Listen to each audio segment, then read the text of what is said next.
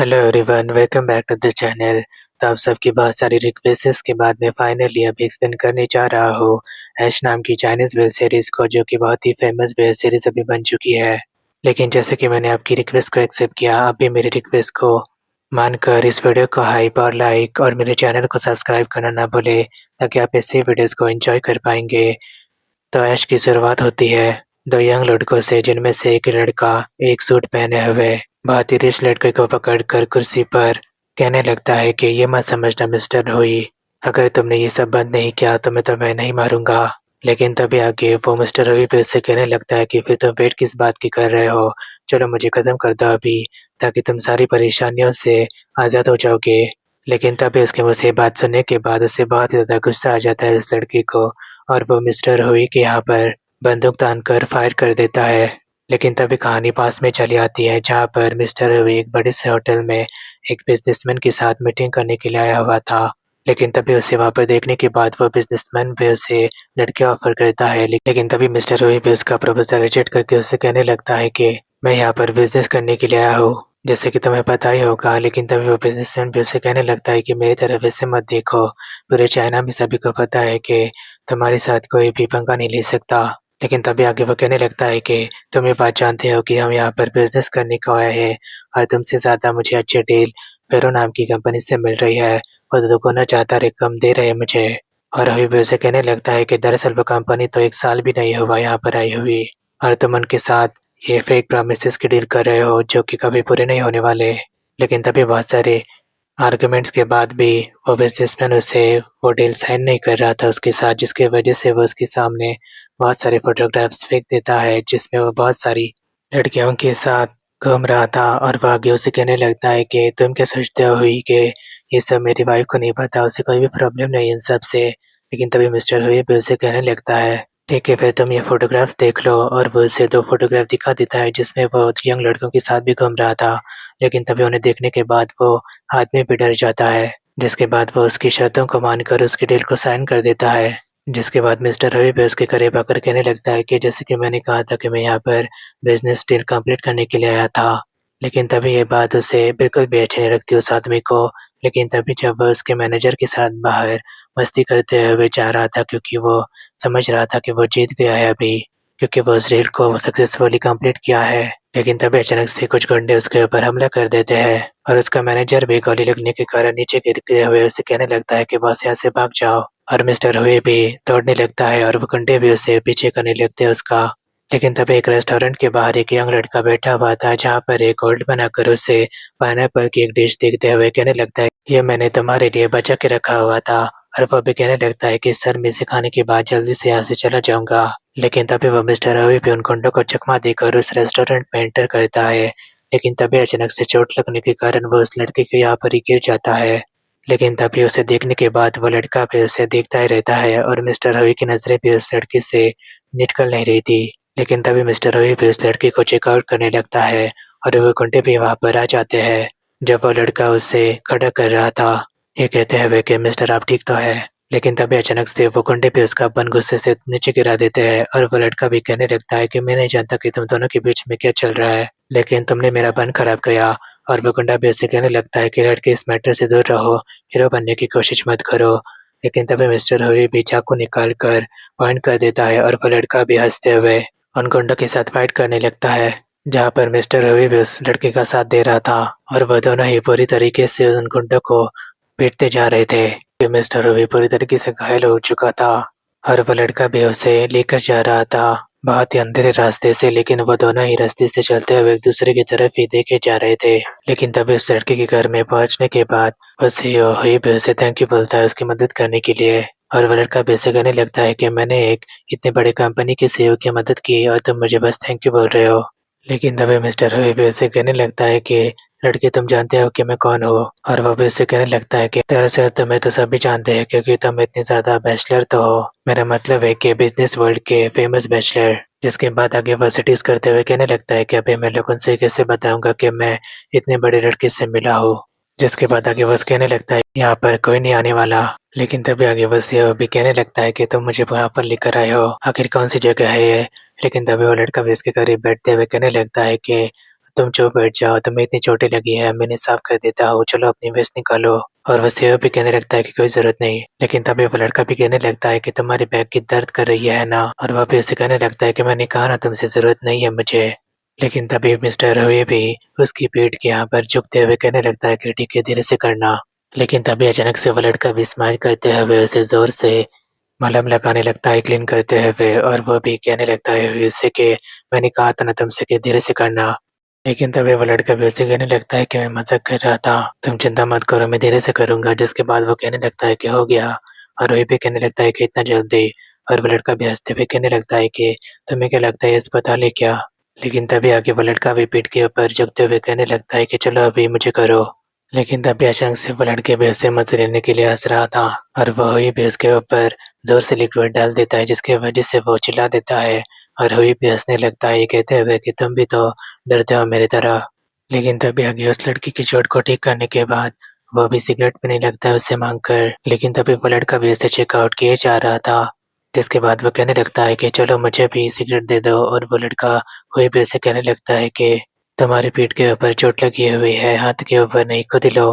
लेकिन तभी वो लड़का भी उसे फ्लर्टिंग करते हुए कहने लगता है कि वैसे मिस्टर, क्या तुम एक एक करके मेरे बॉडी के ऊपर चेक करके देखना चाहोगे कि मुझे कहाँ पर चोटें लगी है। और मिस्टर हुई भी उसे घूरता रहता है। लेकिन तभी अचानक से हुई भी उसके साथ फ्लर्टिंग करने लगता है, जहाँ पर वो उसके सिगरेट को उसके मुंह में डाल देता है, जिसके बाद वो लाइटर भी जला देता है।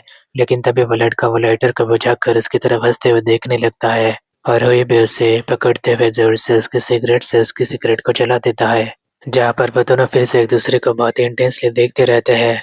लेकिन तभी अचानक से हुई इस लड़की को देखता है, जो कि पूरी तरीके से उसके ऊपर लट्टू हो चुका था, और वो स्मोक करते हुए उसके करीब आता जा रहा था। लेकिन तभी जब वो उससे किस करने ही वाला था, वो अचानक से उठकर कहने लगता है कि मेरी गाड़ी आ गई है, मुझे जाना चाहिए अभी यहाँ से। वैसे मैं तुम्हारा फेवर कैसे लौटाऊं, तो मैं कांटेक्ट कैसे करूँ। लेकिन तभी वो लड़का हाथ बढ़ाते हुए उसे उसका झूठा नाम बता देता है, जो कि वाई था।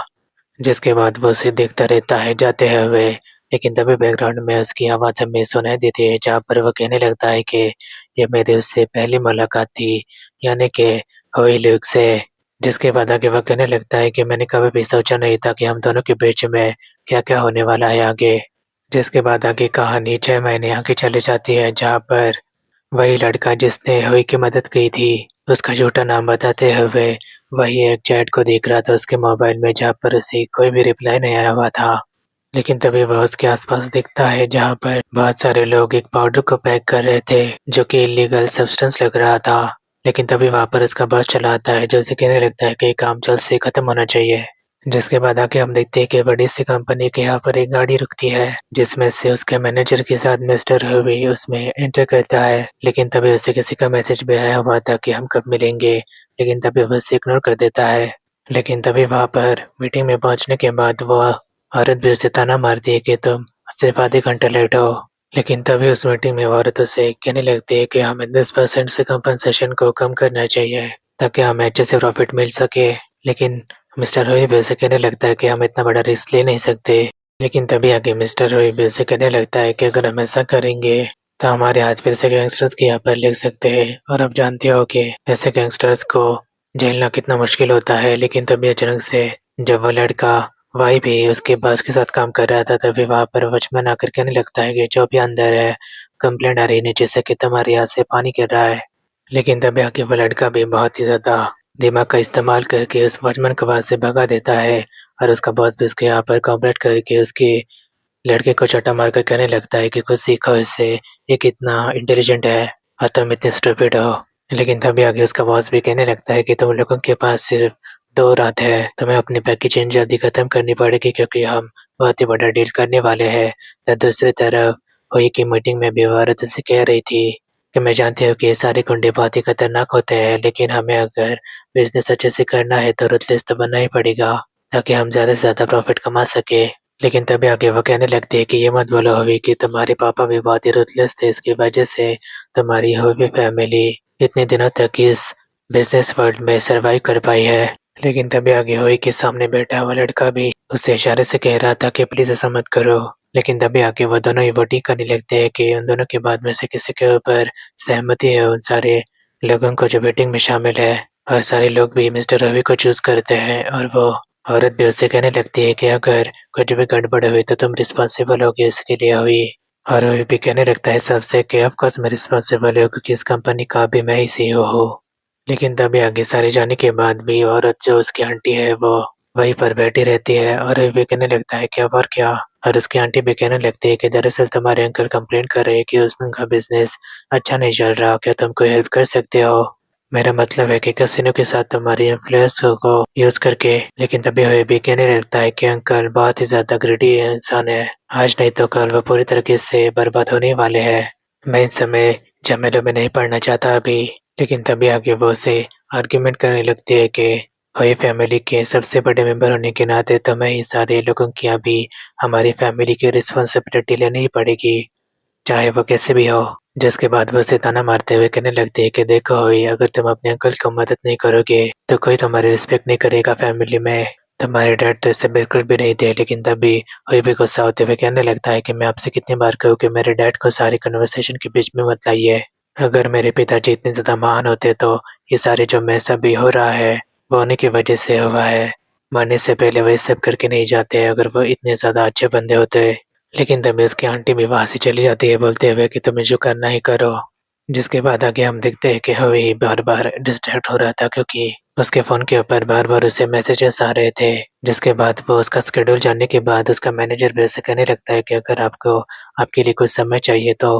लेकिन तभी हवी भी उसकी सीट से उठते हुए कहने लगता है कि कोई जरूरत नहीं है, जो इम्पोर्टेंट काम है वो पहले मैं खत्म करूंगा। जिसके बाद आगे शाम को हम देखते हैं कि वो लड़का भाई भी वही सोच रहा था जो उसके बॉस ने कहा था उसे सुबह के बस 2 दिन है, जल्दी से अपना काम खत्म करो। और वो भी कहने लगता है कि दो बस 2 दिन है। लेकिन तभी वहां पर एंट्री होती है मिस्टर रवि की, जो उसका चश्मा उतारते हुए उसे कहने लगता है कि चलो जल्दी से अभी कपड़े उतारो।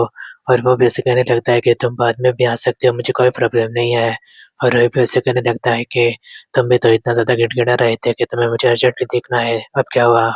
जिसके बाद वो उसका हाथ पकड़ते हुए उसे उठाने लगता है और वो लड़का भी उसका हाथ जोर से हटाते हुए कहने लगता है कि छोड़ो मुझे। लेकिन तभी आगे मिस्टर रोही भी उसके करीब आने लगता है और वो लड़का भी कहने लगता है कि मैं तुमसे दोबारा नहीं कहूँगा, मुझसे दूर रहो। लेकिन तभी मिस्टर रोही भी उसे पकड़कर उसके करीब आते हुए कहने लगता है कि अगर तुम मुझे अपने आप को छूने नहीं दे सकते तो फिर से यहाँ पर आने के लिए मत बोलना। लेकिन तभी आके मिस्टर रोही भी उसे किस करने को जा रहा था और वो लड़का भी उसे किस करने नहीं दे रहा था। लेकिन तभी हुई भी उसके नेक के ऊपर लीक करने लगता है और वो लड़का भी अपने आप को रोक नहीं पाता और वो भी हुई को बहुत ही पैशनेटली किस करने लगता है। लेकिन तभी अचानक किस करते हुए वो हुई को काट देता है। लेकिन तभी ये बात हुई को भी अच्छी लगती है और वो उसे जोर से पकड़ लेता है और वो भी उसे कहने लगता है कि आप किसे जल्दी है। जिसके बाद हुई फिर से बहुत ही पैशनेटली उसे किस करता रहता है